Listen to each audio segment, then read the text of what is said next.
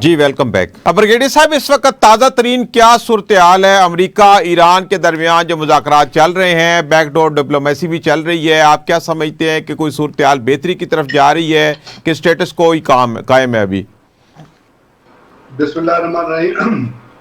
ताज़ा तरीन सूरत हाल से तो मैं यही समझता हूँ कि एक तो अमेरिका ने और इसराइल ने बहुत बड़ी गेम खेल रहा है उस वक्त, और वो ये है कि आप देखिए ना, मुज़ाकरात के इस चक्कर में और मुज़ाकरात की इस पेशरफ्त में और प्रपोजल सबमिट होने में, प्रपोजल वापस आने में, अमेरिका में ईरान का विजिट होने में, तो एक चीज कॉन्स्टेंटली जारी है जब से सीज फायर का ऐलान हुआ, वो ये है कि इसराइल जो है वो लबनान पे कब्जा करे जा रहा है, और लबनान के अंदर ग्राउंड ऑफेंसिव जो है वो आपको रोजाना बढ़ता हुआ नजर आ रहा है, और वहां पे जो कैजुअलिटीज हो रही है वो भी आपको पता है जी। इसराइल इस वक्त तक कोई 10% इलाका है लेबनान का जो लिटानी रिवर के साथ साथ नीचे आए उस पर कब्जा कर चुका है, ठीक है, और ये जारी है, और उस पर दुनिया की नजरें इससे हटी हुई हैं। अमेरिकन ने एक शील्ड प्रोवाइड की हुई है सब मुज़ाकरात के फोल्ड में। अब आप देखें, ईरान भी आपको हिज़्बुल्लाह की बात इतना करता नजर नहीं आएगा, दुनिया की कोई ताकत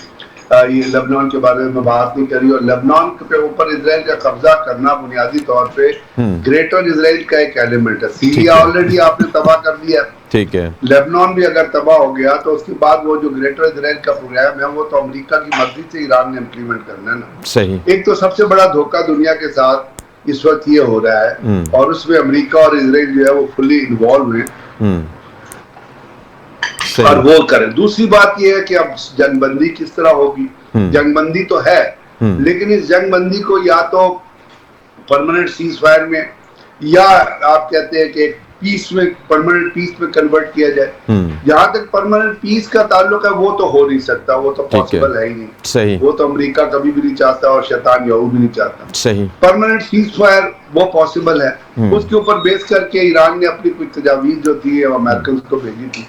उस पे मार्को रूबियो का बयान आपने सुन लिया होगा कि जी हमें तजावीज कबूल नहीं है। अभी कहा यह जा रहा है उसके ऊपर बुनियादी तौर पे जो तजावीज का पैरामीटर था, वो जो बुनियादी फोकस था वो था स्टेट ऑफ हॉर्मुज़ के खोलने पे, और उसकी डिमांड ये की गई थी अमेरिका अपना ब्लॉकेड उठा ले, हम स्टेट ऑफ हॉर्मुज़ खोल देते हैं, एनर्जी की सप्लाई शुरू हो जाए, तो बाकी जो न्यूक्लियर का इशू है उसके ऊपर बातचीत होती है। उस पर मार्को रूबियो का बयान आपकी नजर से गुजरा होगा, उन्होंने कहा, उसने कहा कि जी नहीं, पहले हम ईरान को किसी भी सूरत में एटम बम बनाने नहीं देंगे। सही। अब यहाँ पे एक मिनट के लिए अगर आप ठहर जाएं तो ईरान के पास तो एटम बम बनाने की सलाहियत मौजूद ही नहीं है। जी बिल्कुल। अब इस कंडीशन में, जिस वॉर की कंडीशन में इस वक्त ईरान है, क्या वो एनरिचमेंट यूरेनियम को 90% पे लेके जा सकता है, 95% पे लेके जा सकता है, जो बुनियादी तौर पे वेपन ग्रेड यूरेनियम होता है? वो तो पॉसिबल नहीं है, क्योंकि आप जंग लड़ेंगे आप। जी। तो वो अब उनका एक वो ऐसा लॉजिक है, ऐसा प्रीटेक्स्ट है जो इलॉजिकल है। ठीक है। वो उस प्रीटेक्स्ट को लेके चलने का मतलब ये है कि आप कोई भी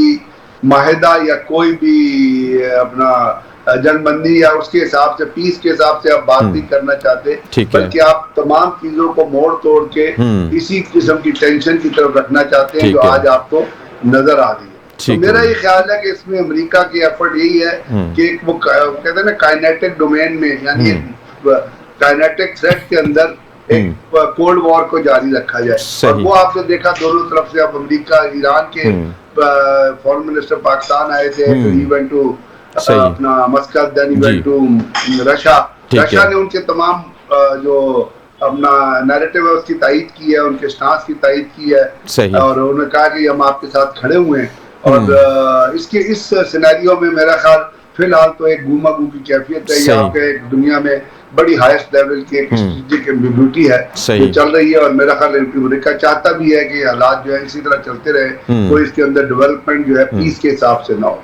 लेकिन अमेरिका के लिए तो चलें ठीक है कि सूरत हाल स्टेटस को पे रहे, और वो अपनी जो भी वहाँ पे मिलिट्री जो डिप्लॉयमेंट बढ़ा रहा है या जो कुछ भी कर रहा है, या इसराइल का आपने बताया जैसे लबनान में वो कर रहा है, लेकिन इस वक्त जो सबसे बड़ी अर्जेंसी है वो ईरान के लिए, खलीजी ममालिक के लिए है, चूँकि आपना हॉर्मुज़ बंद होने की वजह से आयल की तरसील भी नहीं हो पा रही और दीगर अशिया ज़रूरिया की भी तरसील नहीं हो पा रही, और इस वक्त दिन ब दिन जैसे जैसे दिन गुजरते हैं एनर्जी क्राइसिस में इजाफा हो रहा है, पाकिस्तान खुद उससे बेता मुतासर हो रहा है। तो क्या इस हवाले से भी कोई डेवलपमेंट हो सकती है या इसी तरह ही ब्लॉकेट कायम रहेगी? ये सही देखिए, ईरान तो रिसीविंग एंड पे है।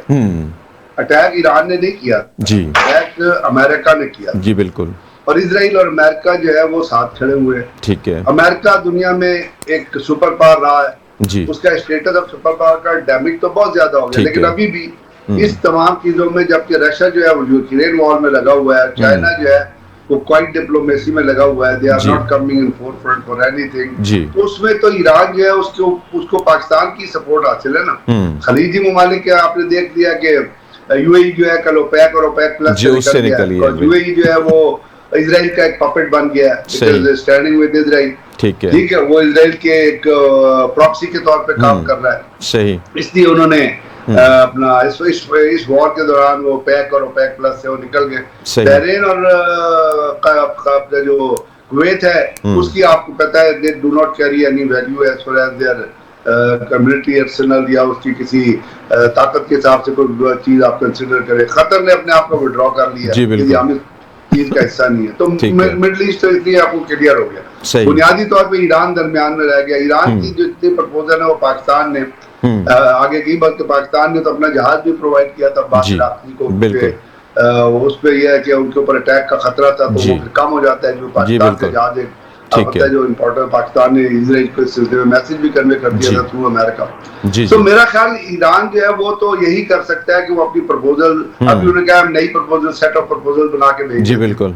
सो ये मेरा मतलब ये है कि वो जब प्रपोजल्स जाती हैं, आप पता है जब ईरान का वक्त इधर आया था वो आए तो बातचीत करने के लिए थे, जी बिल्कुल, कवर ये लिया था कि वो कह रहे थे बायलैटरल मुज़ाकरात के लिए आए, क्योंकि उनको पता था कि अगर वो ऐसे अमेरिका के आए बगैर वो यहाँ मुज़ाकरात के लिए आ जाए तो डोनाल्ड ट्रम्प तो अब तक वो कंपल्सिव लायर है, कैरेक्टरलेस मैन, उसके वहां से चीखना शुरू कर देना, बकबक करना शुरू कर देना था, वो देखो जी ईरान हमारी बात मान गया जी, उसको हमने डिफीट कर दिया, उन्होंने जी वो जमीन पे गिर गए। तो इस चीज को वार्ड ऑफ करने के लिए उन्होंने कहा कि हम 3 मुल्कों का विजिट कर लेते हैं।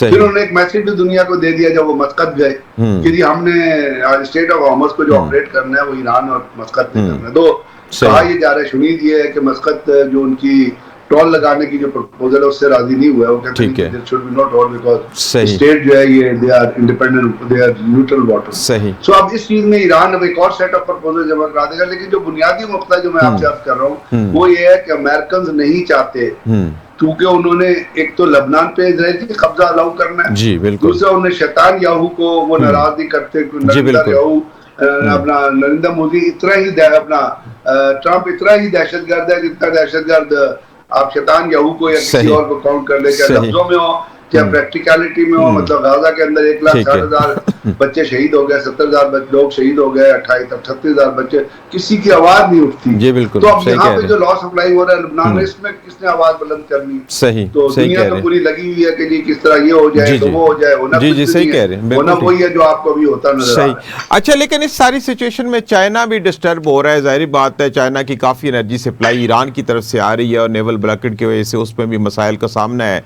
तो चाइना कब तक खामोश तमाशाई रहेगा? क्या वो खामोश रह के जो सियासत कर रहा है उसकी वजह से वो खुद भी डिस्टर्ब हो रहा है? तो आप क्या समझते हैं कि चाइना अपने इसी डगर पे चलेगा या खुल के सामने आ सकता है?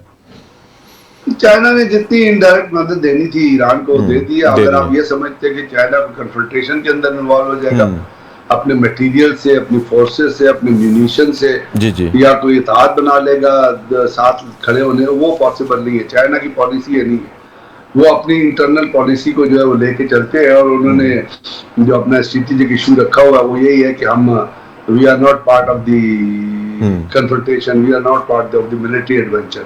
हाँ ये है कि जो मदद ईरान को दे सकते थे और उन्होंने काफी लेवल पे काफी चीजों में ईरान की मदद की है, तो वो मेरे ख्याल आने वाले दिनों में भी करते रहेंगे। सही। बाकी इसके अलावा अगर आप इस तरह ये समझते हैं कि चाइना आके ईरान की लड़ाई लड़ेगा, रशिया भी नहीं लड़ेगा। हाँ, मटेरियल सपोर्ट जो है वो मेरा ख्याल चाइना ने अपने बड़े रिजर्व रखे हुए हैं, आयश के भी बड़े उनके पास स्ट्रेटेजिक रिजर्व मौजूद हैं, तो वो सस्टेन कर रहे हैं। लेकिन किसी भी तरीके से चाइना की ये पॉलिसी नहीं है कि वो आके और इन्वॉल्व हो फिजिकली इन्वॉल्व नहीं होगा इसमें। सही है। जी। अच्छा, अगर ये सूरत हाल इसी तरह ही चलती है ब्रिगेडियर साहब, तो फिर जो एनर्जी क्राइसिस है ये बहुत बढ़ सकता है, किस हद तक ये बाकी ममालिक को डिस्टर्ब कर सकता है, इसका एंड क्या नज़र आ रहा है आपको? क्योंकि ये भी बताया जा रहा है कि अगर ऑयल नहीं निकाला जाता तो फिर ऑयल वेल जो है वो भी ख़राब हो जाते हैं, उसमें पानी और दीगर चीज़ें आना शुरू हो जाती है। तो अगर ये इसी तरह लंबा चलता है तो ऑयल क्राइसिस तो बहुत ज़्यादा बढ़ सकते हैं। तो क्या दुनिया इसको देख रही है? पाकिस्तान के अलावा कोई और ममालिक भी बैकडोर डिप्लोमेसी में इस मसले को हल करने के लिए कोई कोशिशें कर रहे हैं? ऑयल क्राइसिस तो अभी भी, एनर्जी क्राइसिस तो बढ़ेगा ना। स्टेट ऑफ होर्मुज अगर ब्लॉक रहेगी, अगर आपकी प्रोडक्शन पूरी नहीं होगी, प्रोडक्शन के साथ सप्लाई नहीं होगी, आपकी ऑयल लाइंस नहीं चलेगी, तो साफ जाहिर है कि उसके अंदर एट होम भी प्रॉब्लम आएगी और सप्लाई में भी प्रॉब्लम आएगी। अब दुनिया को ये पता है, अमेरिका के पास तो अमेरिका का अपना ऑयल निकलता है, so they are not affected much. Effected तो मैंने आना, चाइना ने अपना रिजर्व रखा हुआ है, रशिया के पास बहुत ऑयल है और रशिया भी चाइना को ऑयल दे सकता है। ठीक है, प्रॉब्लम है हमारे जैसे मुल्कों के लिए, उनका क्या होगा?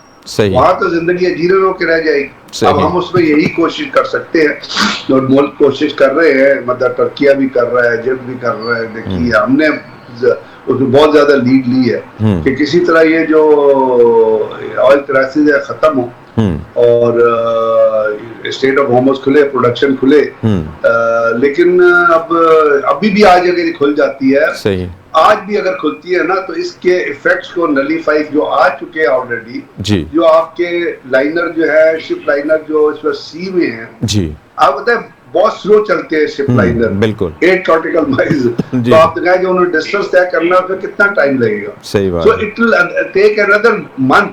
अगर आज आप खोल देते हैं तो आपकी सिचुएशन को बेहतर होने महीने से 2 महीने लग सकते हैं। जिस तरह आप कतर के अंदर गैस फील्ड बिल्कुल तबाह बर्बाद हो गया। सही, वो पार्सल तो चल जाए शायद, लेकिन को फुल्ली ऑपरेशनल करने में 2 से 3 साल लग जाएंगे। तो एनर्जी की शॉर्टेज, गैस की शॉर्टेज आनी। अब ये तो सबको पता है, अमेरिका को भी ये पता है, लेकिन अमेरिका चाहता है कि ये चीजें हो। हाँ जी, आपकी इंटेंट समझे। सही, they want the world should come into crisis because of their erratic, their stupid policy, their erratic policy. इसलिए आप उसका जो है अभी जो समर है वो देख रहे हैं हमारे जैसे मुल्कों में, बाकी मुल्कों। अच्छा ब्रिगेडियर साहब, आप क्या समझते हैं कि ईरान के साथ हम कोई तेल के लिए मुआहदा कर सकते हैं, ट्रेड कर सकते हैं? क्योंकि बाई रोड तो आने में कोई दुश्वारी नहीं, तो क्या इस सारे सफारतकारी के बदले में हमें कोई लेवरेज हासिल हो सकता है? हम ईरान की तरफ रुजू कर सकते हैं कि अमेरिका नहीं करने देगा? देखिए, आप हम इतना काम कर रहे हैं, पहले भी किया है। ये तो लीडरशिप आपको वो चाहिए जो अपने पांव जमीन पर रख के खड़ी हो सके। अमेरिका क्या कर लेगा? ईरान ने अपनी लाइन की साइड की पाइपलाइन बिछा दी है। पाकिस्तान अगर अपनी पाकिस्तान क्यों नहीं पाइपलाइन बिछा रहा? बिकॉज वी बज अंडर प्रेशर। हम डरते हैं अमेरिका से। सही, अमेरिका के लिए हम खिदमत भी करते हैं और डरते भी हैं। अब टाइम है, this is the appropriate time कि we should proceed with the initiative. एक हम इसी वॉर फोल्ड में हम अपनी पाइपलाइन मुकम्मल कर सकते हैं। बिल्कुल ठीक है ना। फिर हमने जो कुछ किया है उससे हम ईरान से तेल ले सकते हैं, जो सस्ता तेल होगा। सही, रशिया से तेल हम ले। ये तो लीडरशिप का फैसला है। अगर आपके पास अच्छी लीडरशिप है, अगर आपके पास एक स्ट्रेंथ वाली, ताकत वाली लीडरशिप है, ऐसी लीडरशिप नहीं जो अमेरिका के आगे हाथ बांध के खड़ी हो, खादिम होके खड़ी हो और उनकी टीसी करती रहे हर वक्त। तो आखिर दुनिया में लोग अमेरिका की मर्जी के खिलाफ जाते हैं, नहीं जाते? बिल्कुल जाते हैं। अभी ईरान ने तेल लिया, रशिया से नहीं लिया। ईरान तेल ले रहा था ईरान से या नहीं ले रहा था? क्या कौन सा आसमान टूट गया था?